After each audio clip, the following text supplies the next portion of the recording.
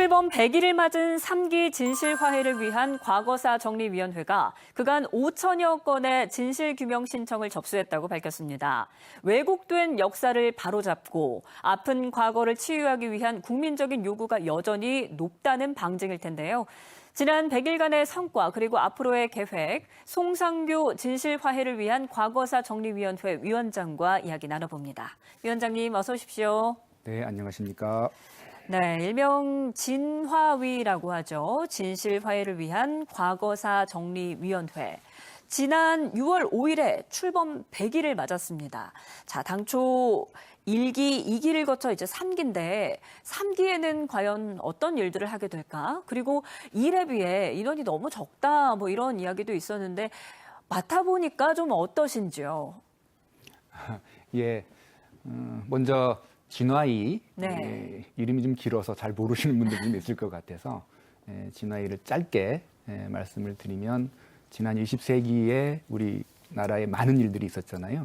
그 과정에서 뭐 예컨대 한국 전쟁 시기에 억울하게 희생당하신 분들, 그 오랜 군사 독재 시기에 고초를 당하신 분들, 이런 부분들 오랜 기간 동안 말씀도 못하고 사회적으로 인정도 못 받았던 분들이 너무 많아서 이런 분들을 위해서 진실을 규명하고 명예를 회복하기 위해서 만들어진 독립적인 기구가 네. 진화위이고 이제 통상 진실화해위원회라고 부르는데요. 지난 2번에 걸쳐서 진화위가 만들어졌었는데 작년 11월 달에 진화위가 종료되었습니다만 여전히 남은 과제가 많다, 네. 해야 될 일이 많다라고 해서 올해 여야 합의로 법이 개정이 되었고요. 그래서 2월 말부터 다시 3기 진화위가 출범을 하게 되었습니다. 네. 지난 한 3개월여 동안 사실 뭐 정신없이 좀 지내왔는데 그래도 감개무량하고 어깨가 무거운 것도 있습니다. 네.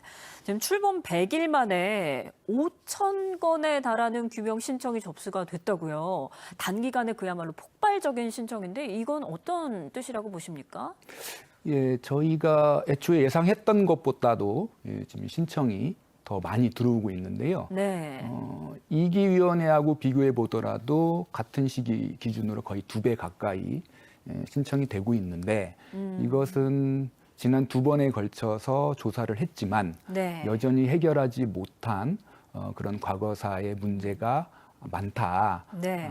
그래서 국가와 진화위가 해야 될 일이 많다라고 하는 것을 보여주는 것 같고요. 네. 그래서 이 부분을 저희가 앞으로 잘 정리해가지고 충실히 조사를 해야겠다라고 좀 생각하고 있습니다. 오랜 세월 동안 이 가슴에 묻어둔 그런 아픔들이 지금 쏟아져 나오고 있다 이런 생각이 드는데 자 어찌 보면 이게 뭐 과거가 아닌 현재의 문제다 하는 생각도 들고요. 자 그렇다면 이번에는 주로 어떤 사건들이 많이 접수가 됐는지 궁금한데요. 예, 한 100일 기준으로 5천 건 가까이 접수가 되었는데 네. 숫자상으로는 가장 많은 것은 공권력에 의한 인권 침해, 우리가 통상 국가폭력이라고 부르는 예. 사안들이 뭐 예컨대 삼천교육, 피해 사건 이런 것들이 제일 많고 지난 2기 위원회에 비교해서 가장 신청이 늘어난 유형은 네. 뭐 형제복지원 같은 수용시설에서의 인권 침해 또는 그 해외 입양 과정에서 발생한 인권 침해에 네. 대해서 현재 해외에 계신 분들이 진화위에 그 부분을 진실규명 신청하시는 부분들 이런 부분들이 2기 위원회에 비해서 크게 좀 늘고 있고요. 네. 지역별로도 지방자치단체를 통해서도 신청이 많이 이루어지고 있고 특히 해외에서도 뭐 미국이라든가 세계 각지에서 지금 신청들이 들어오고 있는 상황입니다. 네, 정말 들어보니까 정말 오래된 사건들, 네. 이런 사건들이 많이 들어오고 있는데 많은 국민들이 또 주목을 하고 있습니다. 자, 그럼 이 시점에서 1기, 2기가 지나갔고 또 3기가 출범하게 된 배경도 궁금한데요. 네. 아까 말씀드렸듯이 2번에 걸쳐서 과거사 정리를 했지만 네. 여전히 과거사 정리를 계속해서 중단 없이 해야 된다. 네. 그리고 좀 더 제대로 좀 마무리를 해야 된다라고 하는 사회적 요구가 계속 커진 게 있어요.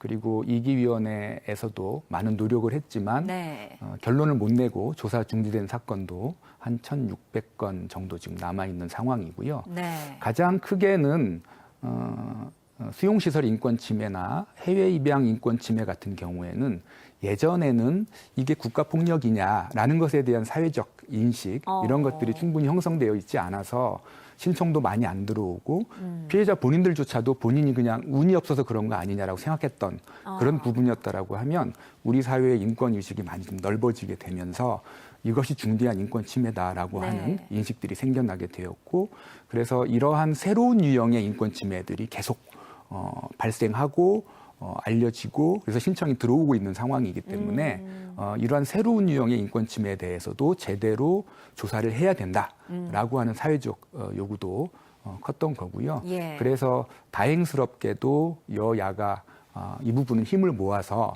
3기 위원회를 만들자라고 합의를 해 주셨기 때문에 네. 3기 위원회가 만들어진 게 아닌가 싶습니다.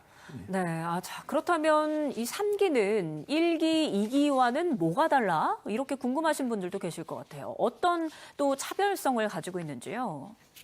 네. 기본적으로 국가폭력에 대해서 조사를 하는 것은 좀 일관되게 이어지는 것이지만 몇 가지 중요한 변화가 있는데요. 네. 첫 번째로는 그 진실규명의 조사 대상이 좀 많이 넓어졌습니다. 이전에는 국가에 의한 것을 중심으로 했다라고 하면 3기 위원회에서는 이제 사회복지기관이나 입양 알선 기관 또는 집단 수용 시설 이런 것 시설에 대해서도 조사 대상이 확대가 되어서 네. 이런 시설에 대한 체계적인 조사를 위해서 새로이 조사 3국이라고 해서 새로운 조사국이 설치될 예정이고요. 두 번째로는 그 조사 대상 기간도 좀 확대가 됐어요. 네. 그래서 기존에는 1992년 정도까지 발생한 사건을 대상으로 했다라고 하면 이번에는 2001년 국가인권위원회가 설립되기 전까지 발생한 사건도 조사 대상에 포함되게 되었다는 것이고요. 제대로 조사하기 위해서는 조사 권한을 제대로 강화하는 게 중요하다라고 하는 사회적 요구가 네. 반영이 되어서요. 뭐 예컨대 자료를 가지고 있는 기관이 부당하게 자료를 제공하지 않는다라고 하면 영장 청구를 의뢰할 수 있는 권한이라든가 조사 과정에서 범죄가 확인이 된 경우에는 수사 고발을 이제 의뢰하는 권한 이런 것들이 들어오기도 했고요. 예. 마지막으로 유해 발굴도 저희가 위원회가 하고 있는 일인데 2기 위원회 때까지는 이게 법적 근거가 없어가지고 네. 저희가 가능한 범위 내에서 유해 발굴을 했었습니다. 그래도 수백 건의 네. 유해와 유품을 발굴하고 그 중에 한 10여 건 정도는 직접 유전자 검사도 해가지고 네. 가족을 찾는 그런 성과도 있었는데요. 그래서 이런 게 법적 근거가 없었기 때문에 예. 이 법적 근거를 만들어서 유해 발굴을 좀 더 잘할 수 있는 뭐 그런 내용들이 좀 들어와서 3기 위원회에서는 이러한 유해 발굴도 좀 더 활성화될 수 있을 것이다라고 기대를 하고 있습니다. 예. 자, 그런데요. 이 앞서 말씀하신 대로 뭐 신청도 폭발적으로 늘어났고 조사 대상도 지금 들어보니까 엄청나게 확대가 됐고 오래된 예전 것부터 수백 건을 다 꺼내서 이게 조사를 한다고 하면 양이 너무나 방대할 것 같은데 어떻게 추진하실 계획이신가요? 예, 사실 저희도 이 부분은 걱정되는 부분이고 잘 준비해야겠다라고 생각하고 있는데 그 조사해야 될 이 사건은 계속 늘어나고 네. 그 사건 대비 조사관의 수는 충분치 않기 때문에 2기 위원회 때도 조사관 한 명당 한 140건 정도를 조사를 했었거든요. 3기 위원회에서는 조사 대상도 넓어지고 새로운 내용도 들어왔기 때문에 이 조사 인력을 좀 더 확보하는 게 중요한 과제가 될 것 같아요. 그래서 이 부분은 저희가 앞으로 다른 국가기관이나 지방자치단체에도 적극적으로 협력을 요청할 생각이고요. 네. 그 조사관 한 사람 한 사람의 조사 역량이 또 중요할 것 같아요. 네. 그래서 내부적으로 조사관 교육도 더 열심히 챙기고 이 어려운 사건들이거든요. 다들 오래된 사건들이라서 그렇죠. 이것을 제대로 체계적으로 조사할 수 있는 그런 조사 계획도 세우고 뭐 예를 들면 그 의문사 사건들이 있는데 네. 정말로 오랫동안 해결되지 못한 사건들 이런 사건들 같은 경우에도 좀 더 체계적으로 조사할 수 있는 우선 전담 부서를 둔다라든가 이런 방식으로 좀 더 조사를 짜임새 있게 하도록 저희가 준비를 해야 될 것 같습니다. 예. 자, 일각에서는 근데 이 과거 예전 문제를 왜 지금에서까지 다루느냐, 덮을 건 좀 덮고 가야 네. 발전이 있지 않겠느냐 이런 회의적인 시각도 존재를 합니다.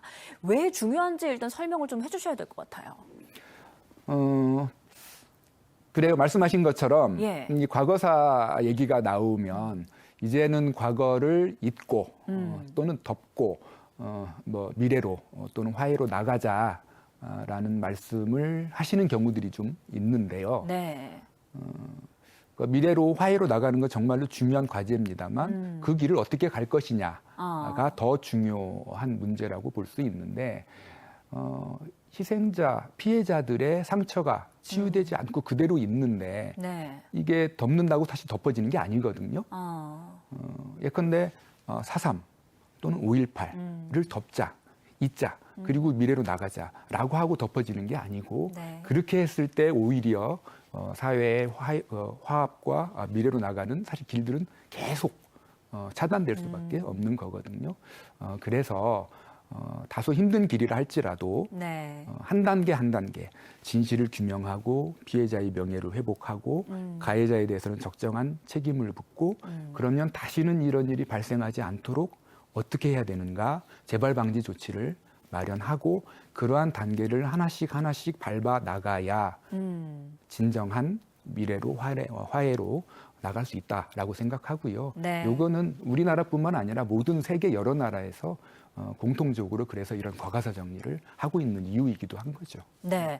자, 그런데 워낙 이 사건들이 오래됐기 때문에 세상을 떠난 분들도 계시고 또 이거 어떻게 조사를 해야 하나요? 관계기관이 좀 협조를 잘해야 될 것 같은데요. 예, 맞습니다.